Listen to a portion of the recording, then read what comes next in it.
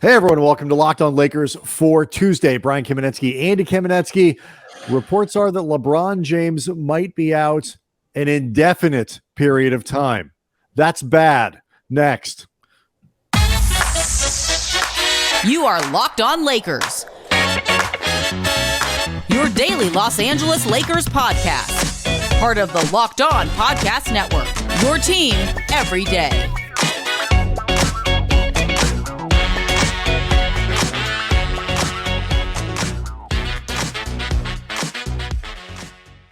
Thanks to everyone for making Locked On Lakers your first listen of every day, Monday through Friday, no matter how or where you get your podcasts. It's always free. It's never going to be behind a paywall. Locked On Lakers on YouTube is where you can go to be depressed with some of your Lakers faithful colleagues and friends, a subscriber base over 12,000 people strong, who are all going to be very upset that LeBron James, Andy, Shams reports from The Athletic, the Lakers are bracing for him. We're going to blame Shams here right now. Don't kill the messenger. Don't kill the messenger. Because it's funny, like Darvin Ham after the game on Sunday, the miraculous 27-point comeback, the best comeback in the NBA this year. The NBA teams are now 1 in 138 when down by 27 points, thanks to the Lakers on Sunday against the Mavericks. Darvin was asked about LeBron, who hurt his foot in the second half of that game. And he said, he's good. He's good. And like basically until somebody tells me differently, until we get a better status report, all that stuff, he's like, he's good. And we didn't get into it on the show for Monday, but it felt to me very much like a man wish casting and trying to speak something into existence. Monday afternoon, we learned that did not work from Shams again. There's fear Lakers star LeBron James is likely to miss an extended period of time with his right foot injury. James suffered the injury in Sunday's win over Dallas, played through it, and the belief is he will be sidelined an indefinite amount. More from Shams. James miraculously played through the injury that is now expected to require multiple opinions, sources said, and the Lakers are bracing for his absence to be multiple weeks. LeBron said that he heard a pop. And obviously that freaked out a lot of people, certainly on Twitter, saw a lot of it coming at us at Cam Brothers. But the hope was maybe that this was not something that severe because LeBron was able to play through it. And even though, as we talked about during this game, it was very obvious that he was feeling it, that he was labored, he was really avoiding any type of driving. Like all of his shots were either old man games, step through, stuff like that under the basket, or 3-point shots. And he really was looking to repeatedly put weight on that foot. The hope was, okay, maybe you heard just, sometimes you'll twist something or whatever. You hear a bit of a crunch, but it's not a dreaded pop, so to speak. Now we are concerned it is a dreaded pop. And for the Lakers, that they literally just, it's not hyperbole to say made history with this win. This was the biggest comeback for the franchise in over 20 years. The only comeback of 27 points for any team this season. And you and I both believe that what we have seen with this new look roster is real. Like, this is legit. This is a good team. Not saying that they're championship front runners. Not saying that they're going to. We got plenty of time to get to that. Yeah, but right. But they're better. They're clearly better. Right. They are a legit roster. This obviously throws things for a very unsettling loop. Yeah, I mean the internet, home of wild speculation. There are people, physical therapists and orthopedics and type people who follow, these things, speculating maybe it's a plantar fascia injury and all that kind of. There will be a great deal of speculation and then finally probably some sort of diagnosis over the course of the multiple opinions that Shams is saying the Lakers are going to go get on LeBron. LeBron himself sent out an IG post on, and it's a picture of his foot. It just says effing sucks. And I agree. look, I mean, this is what everybody was worried about with the situation the Lakers are in, where they're very close to not just a spot in the play-in, but still in very reasonable contact for a spot in the top 6, given what they did on Sunday, given how bunched up the West is. But they just they don't have any space for this. They don't have any room left to accommodate this sort of thing because they've been trying to climb out of this hole all season. This would suck if the Lakers were 3 or 4 games over 500 and still kind of disappointing, still not doing as well as everybody would want. This would be terrible news. But it would be better because you could say, like, okay, well, if he misses 3 weeks, the Lakers still can keep themselves in the top 10. Now the question becomes, Andy, can the Lakers get into the top 10 if LeBron misses a week? I mean, obviously, the back-to-back seems to be out of the question. Can they win enough games to get into the play-in if he misses a week, 2 weeks, 3 weeks? Well, I mean, first of all, they need to get D'Angelo Russell back. He's listed as doubtful for today's game in Memphis. My hope is just there's an element of precautionary to this and that he could be available for the game against the Thunder, and they're basically just choosing between the two.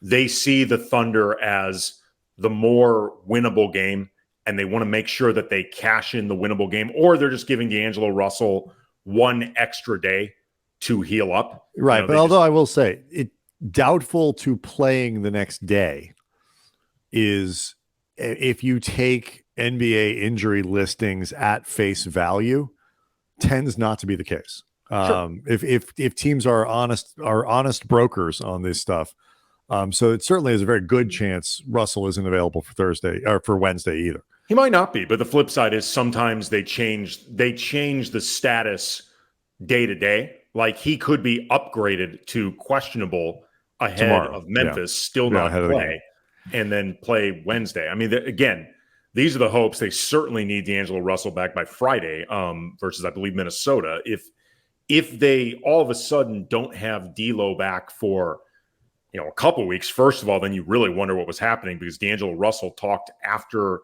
the game where he originally hurt himself, New Orleans, like it wasn't that big of a deal. I mean, we talked about it. The fact that D'Angelo even spoke with the media afterwards felt like a good sign, because you are, by NBA rules, not required to speak to media if you've been hurt. And most players jump at any opportunity not to talk with media. So, and he seemed in a really good mood. So, if he all of a sudden is dealing with an extended absence, this whole thing could fall into the crapper. But they need D'Lo back. And then, at the risk of overstating the obvious, Anthony Davis needs to be the guy holding the bad mother effer wallet in Pulp Fiction. Like, he needs Jules' wallet that he puts down on the table and then takes the gun from Tim Roth and thwarts the robbery. AD needs to be the bad mother effer. There's no way around this. I want to get into AD here for a second, but we'll do that in the next segment. Before we get there, we talked about essentially eight losses when they started this, coming out of the break. They had 23 games left. And we both said they needed to win 15 games. It gives them 8 losses to play with over the course of the next, whatever it is, until April 9th, I think is their last regular season game. They haven't used any of them yet.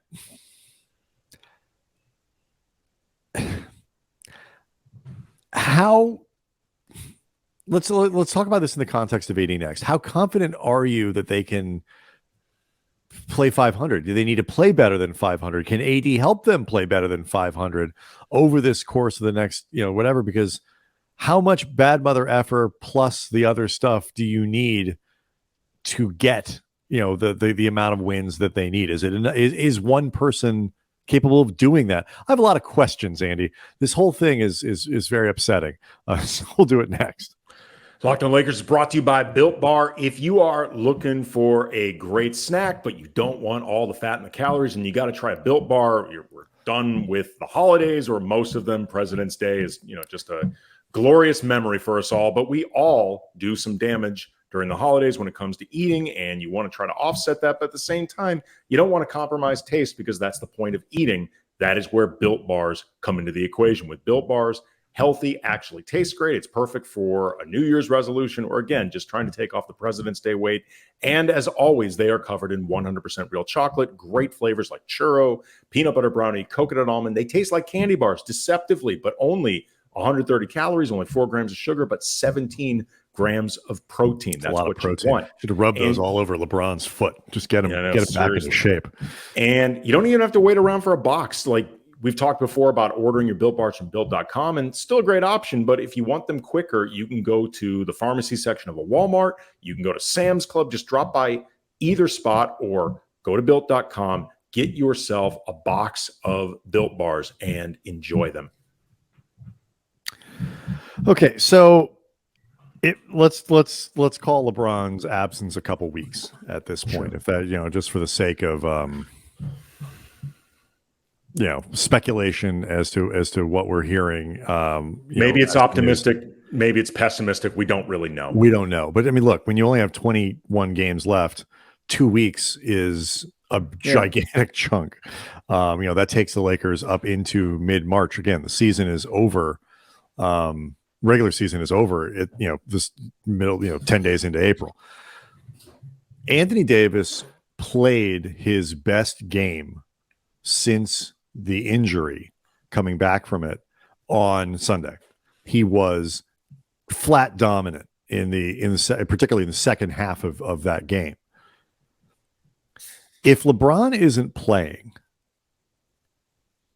is that even beyond like, can Anthony Davis do it? And let's talk about that. And let's talk about like this kind of being his moment, to really galvanize his status as a Lakers franchise guy in new and different ways. Is that enough, do you think? If you get that Anthony Davis and the new supporting cast, do you think that's enough to kind of keep this group going, given that they got to win games? They can't tread water. They got to win games.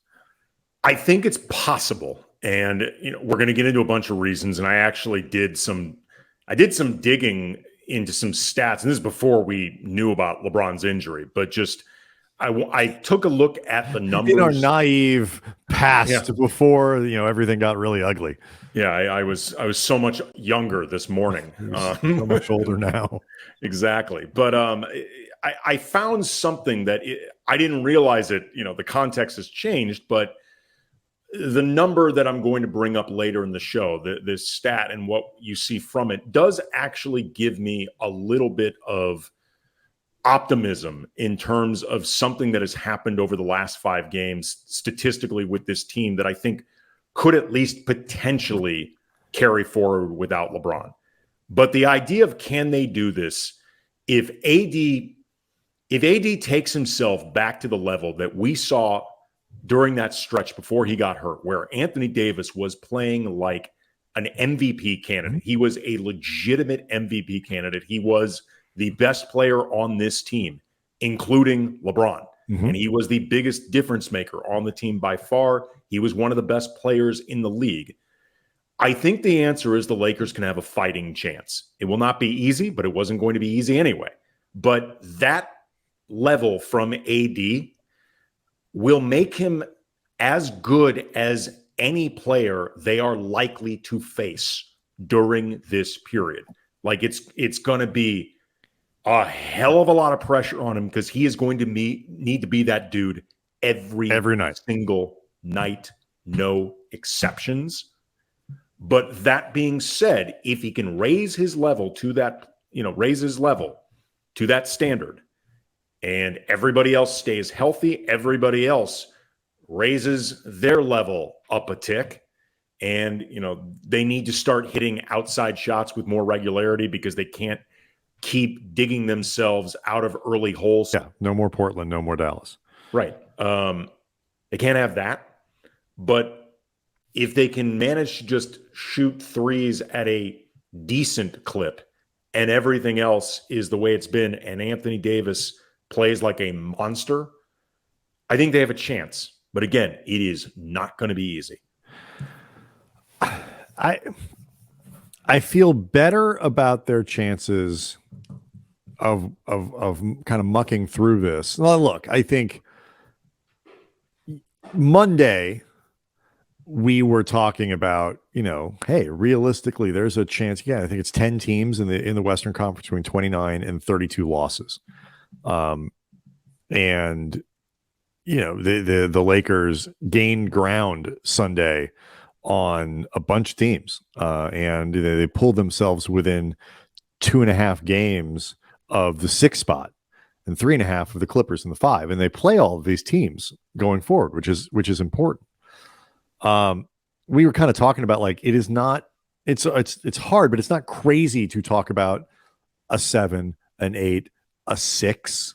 Like, those things are still live if they're really as good as they've been playing.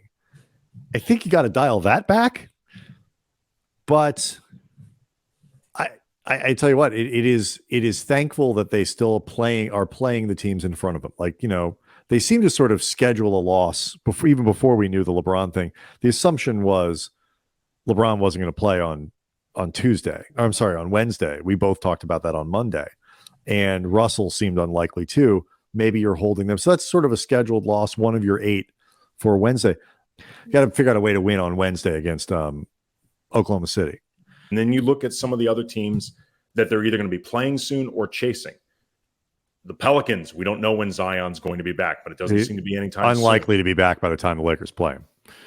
There is a chance Steph will not be available for the Warriors the next time they play. And, nobody knows exactly, at least in terms of what's being reported, what's going on with Andrew Wiggins. It's something in his personal life, and obviously you hope for the best. That's bigger than basketball. But in terms of the actual basketball, the Lakers may end up playing the Warriors again without Steph, or certainly without Steph, totally back in rhythm, maybe without Andrew Wiggins. They play the Wolves, I believe, on Friday. The Wolves have been terrible lately. Mm-hmm. They're on a 3-game losing streak.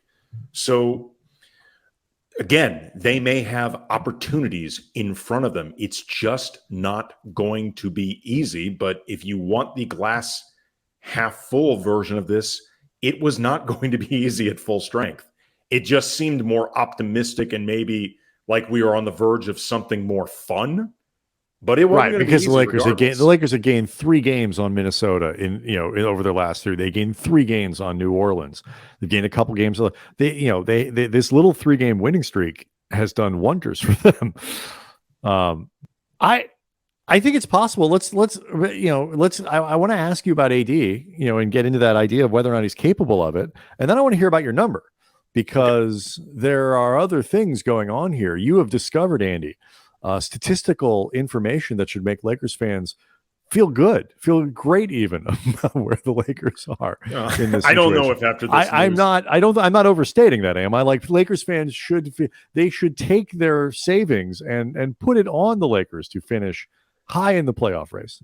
It felt that way this morning when I was going through this data. A little less so now. But again, I'll lay it out for you. You can offer your opinion, but I do think it is something that is at least potentially sustainable without LeBron. Maybe not as easy, but again, sustainable. So, all right, well, that's next. Locked On Lakers is brought to you by LinkedIn, and as a small business owner or hiring manager, success in 2023 all depends on your team members, and that's why you got to check out LinkedIn Jobs. With LinkedIn Jobs, you can hire qualified candidates more efficiently by using their targeting tools to match open roles with people who have the skills, values, and experience to help you achieve your goals. LinkedIn goes beyond resume data by using insights from your job post, your company, and their 875 million member profiles to land the most qualified candidates. LinkedIn Jobs makes it easy to screen and rate applicants all in one platform. And that's why small businesses rate LinkedIn Jobs number one in delivering quality hires versus leading competitors. And this is still early in 2023, a very important time for your business. So you want to get off on the right foot. LinkedIn Jobs helps you find the qualified candidates that you are looking to talk to faster. Post your job for free at linkedin.com/LockedOnNBA. That's linkedin.com/LockedOnNBA to post your job for free. Terms and conditions apply. All right. So, we noted the schedule, Andy, and, obviously any chance they have, like you say, is predicated on Anthony Davis playing at MVP caliber. We've seen Anthony Davis perform in the bubble and the title thing, and we've seen him play like an MVP earlier this season. One thing that has certainly not been, presented to him over an extended time is this kind of challenge to carry a team potentially over 15, 20 games or whatever it might be into the playoffs with these kinds of stakes outside the sort of the sphere of LeBron, where you don't have that support, where you don't have that co-star with you. It's a huge opportunity for him, I think, to really change the way Lakers fans have thought about him over the last really post-bubble, and maybe even across the league. Well, it's also a real opportunity to be really blunt about this. It's an opportunity for Anthony Davis to show that he is the guy that the Lakers can have, not just pinned to LeBron for however much longer LeBron is going to be a Laker and, playing in the league, but moving forward.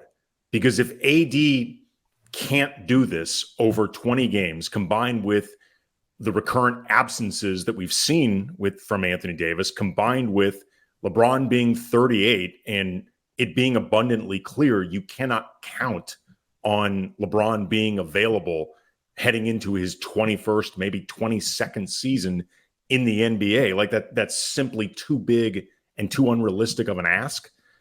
If AD can't come through over these 20-something games, then you really do have to be thinking about your future as a franchise with Anthony Davis. Right. And that doesn't mean, to me at least, like if the Lakers don't make the playoffs, it's because of Anthony Davis.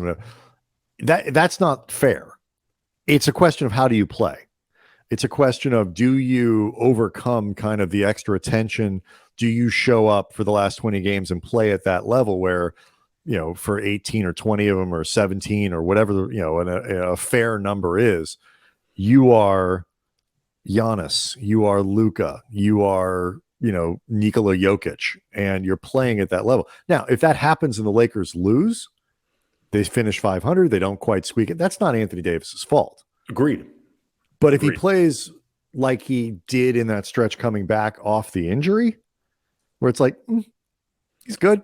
Maybe he's an all-star, but not good. That's not enough.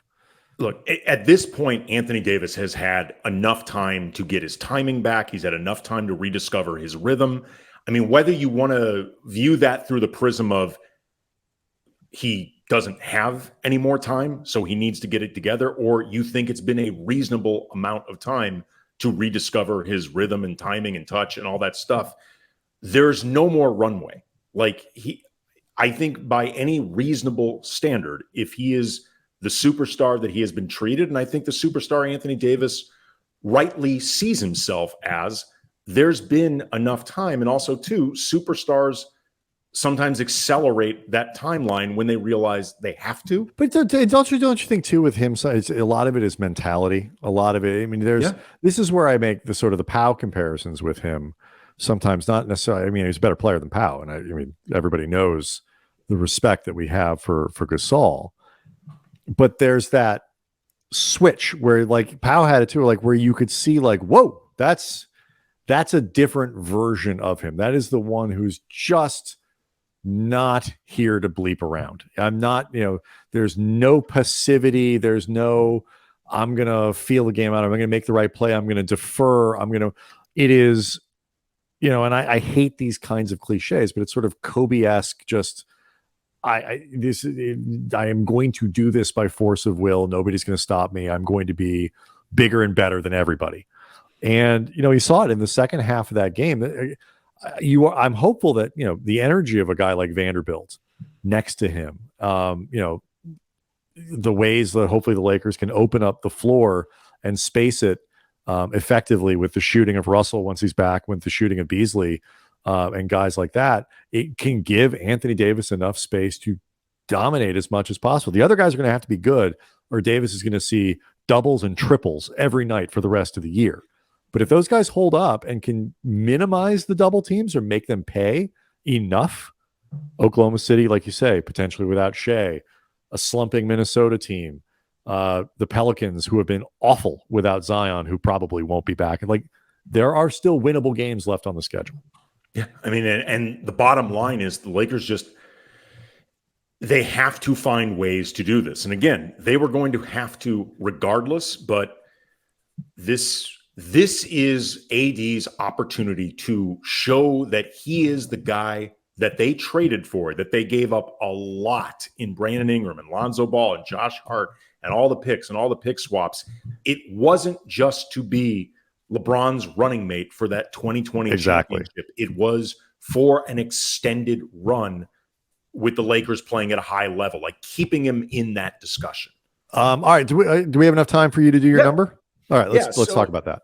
I was going through some numbers over the last 5 games, just looking to see what was different and what hasn't been different for the Lakers. You know, just some of these are raw counting numbers, then I dug a little bit deeper in. And what I noticed that was interesting was a lot of them, whether you're talking about Lakers' overall field goal percentage for the season versus the 5 games, their 3-point percentage for the season versus 5 games, free throw attempts, assists, opponent field goal percentages, things like that. A lot of them were basically the same, or in a few cases, the Lakers actually worse during these 5 games than their season averages.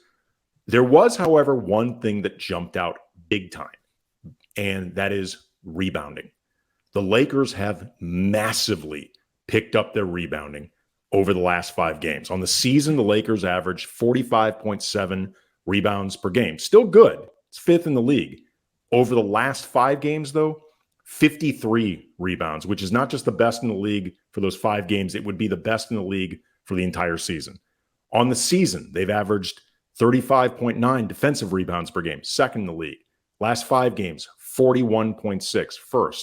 This one's really big. On the season, they averaged 9.7 offensive rebounds per game, 21st. Last 5, 11.4, which would be 11th. And then I started digging into the potential effect of that in areas that could be affected directly by rebounding. On the season, the Lakers have been bad giving up second chance points, 14.5 per game on the season, 24th in the league. Last 5 games, only 11.8, 5th. On the season, the Lakers were bleeding points in the paint, 23rd in the league, 51.9. Last 5 games, 41.6 points in the paint for their opponents. That's 3rd. On the season, this is the only one as far as field goal percentage that really dropped for opponents. Overall field goal percentage on the season, 47%, 10th. Last 5 games, 42.5, 1st. And their defensive rating over the last 5 games has jumped to 106.8. It had been 113.7 on the season. So they went from 16th to 3rd. And the reason I think this is sustainable without LeBron, I'm not saying it won't be more difficult because LeBron is obviously a very good rebounder, but during this period, it ain't LeBron that's been putting them over the top. And it's not LeBron. No disrespect to LeBron. It's not LeBron who's vaulting their defensive rating either. No.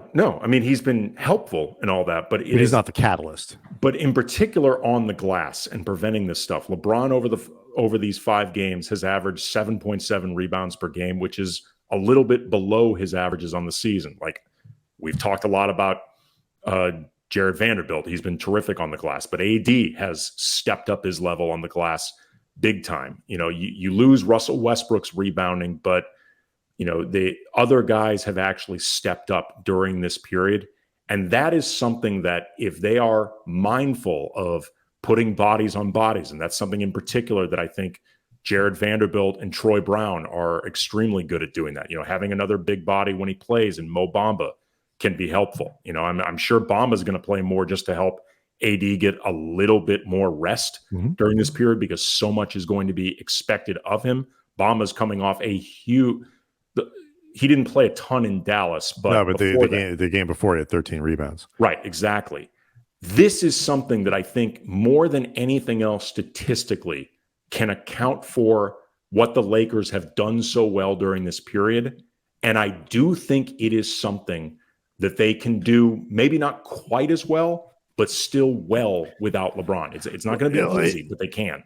You know, this game will be Tuesday night will be the first sort of evidence. It's going to be a little different because D'Lo probably not going to play the starting lineup. You won't see what it's going to look like, theoretically for the next couple weeks or whatever it reportedly is based on what Shams is putting out there. Hopefully by Wednesday, but certainly by Friday, you want to get an indication of, okay, well, how are they going to roll with D'Lo in there? Who's that fifth starter going to be? What's that going to look like? But it is going to be the details. It's going to be the little things. It's going to be putting bodies on it. It's going to be rebounding. It's going to be limiting turnovers. It's going to be stuff like that because, the collective quality of the play, which should be better with this group as a whole. Teams got no margin for error, and they got no margin for error within games. Very depressing day. Very sad day on Monday. But I think because they have kept themselves close, because there is weakness in the rest of the conference, it is too early to say, even after the next two games, if the next two games, Tuesday, Wednesday don't go well, it's still too early to say they're done. But man, if they could take one of those two, buy themselves a little bit more time. Just psychologically, one of two will make them feel so much better. Just one of two, especially if they play OKC without Shea, or even with Shea. Say Shea's back. Remember, OKC is the team that spoiled LeBron's record-setting night. That's right. So they get one back for LeBron when he's not there. Locked On Lakers on YouTube is where you can go to see the show. AD can make up for sitting during that moment. That's right. Hashtag never forget. Locked On Lakers on YouTube is where you go to see the show. We will see what happens. Look, the Lakers actually have a fairly decent track record in these games. The Miami game and all this stuff, sort of when they are expected to get blitzed, coming out and playing a strong game. So we'll see how it goes. They do have competent players now and enough depth in the rotation to put rotation caliber players on the floor, even if two guys are missing. So that is an upside there. All right, we'll see everybody after Tuesday's game. Fingers crossed. LeBron's injury isn't so bad. We'll see how it goes.